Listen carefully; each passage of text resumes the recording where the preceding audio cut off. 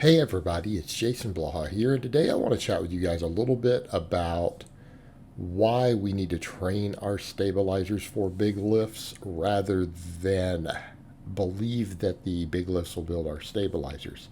And there can be exceptions with things like the deadlift because there's a lot of muscles that are contracted extremely hard isometrically under load, so they may get a little more hypertrophy, right? Especially some of the muscles of the back and everything. However, generally speaking, people always say, well, this big movement, it works all these stabilizers, right? It works these stabilizers. So therefore, they're going to grow from it.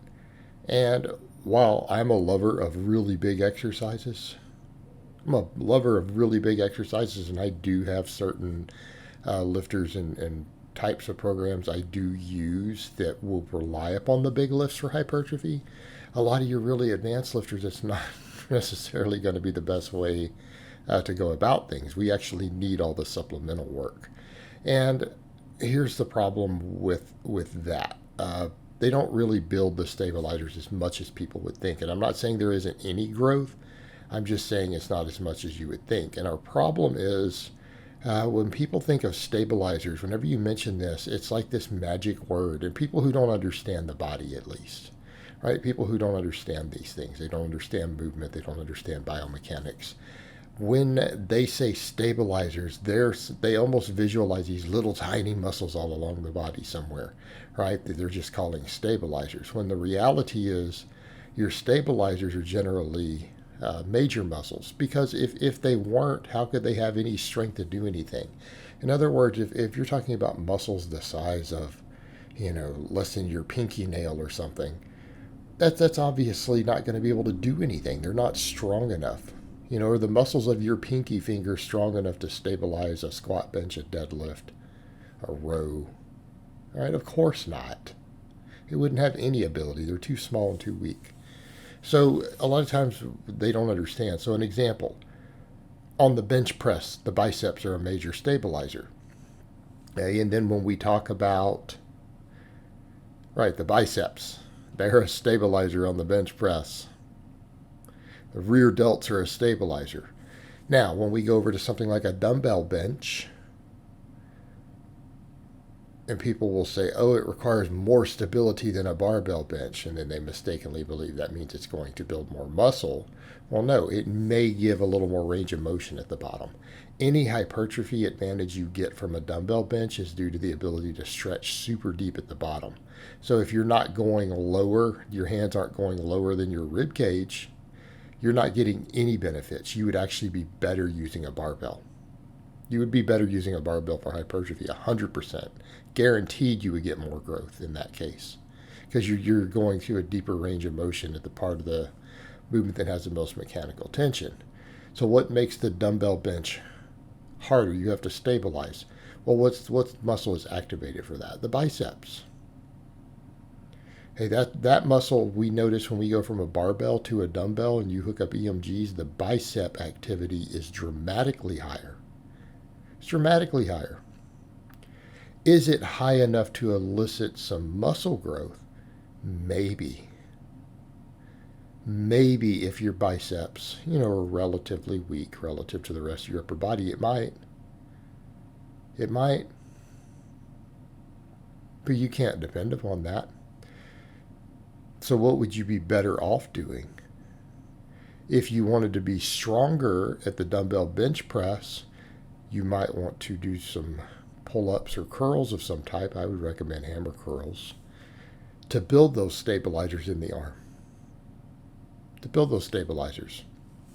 All right, let's come over and talk about the same thing with things like the squat and the deadlift, because we're going to see a lot of deadlifting in this video and a lot of deadlift accessories. But these deadlift accessories are squat accessories too, aren't they? All right. Of course they are. So let's talk about major stabilizers in the squat. How about the lower back? How about the abdominals, the obliques, the hamstrings? Now, there's a big one. You'll get a lot of people who'll say, aha, well, squatting builds the hamstrings. It uses a major stabilizer. No, you got Lombard's paradox. There is some actual work by the hamstring. However, However, when we start comparing it to the other major muscles, like if we look at the studies on lower body hypertrophy from the squat, what do we find? What do we find? Glutes and adductors grow the most, right? Quads behind them, the third, and then hamstrings way behind. Is there some hamstring hypertrophy? Yes, absolutely. Absolutely. Is it very much? No, it's something like 10 to 20%, maybe 10%, I think, of what the quads got. Now, that's not zero, but it's not that good. Well, what's our issue with weak hamstrings? Well, big hamstrings and strong hamstrings are required to go into a full power squat. To sit back correctly, you'll hear Winning talk about this quite a bit. You have to have hamstring development. So in that case, would you be better off relying upon the squat to try to build the hamstrings? No, you need to build the hamstrings. There's good mornings, glute ham raises, RDLs, even a hamstring curl. Hey, all of those are going to elicit more hamstring development. I like the glute ham raise, which you guys will see some of my lifters doing here. I like the glute ham raise, mainly because if we're trying to thicken up the hamstrings and we're trying to build them into a better stabilizer, we want them as big as possible, and it works all the heads of the hamstring. It may have a little more overall growth potential than those other movements, even though they have a stretch reflex. Subject to debate, isn't it? Same thing, lower back. Wouldn't we be better off training the low back? How about we do good mornings and reverse hypers? How about we do that? Wouldn't that be a better idea? All right, same thing with the back. You know, you've got these EMG studies that show this enormous muscle activation in the lats on deadlifts. I mean, I've pulled and slightly torn lats and things on deadlifting before. All right, we know they get used. We even got data showing hypertrophy of the lats, but are they going to compete with a pull-up or a row? Is it really going to be better? Can it really hang? I don't think that it can.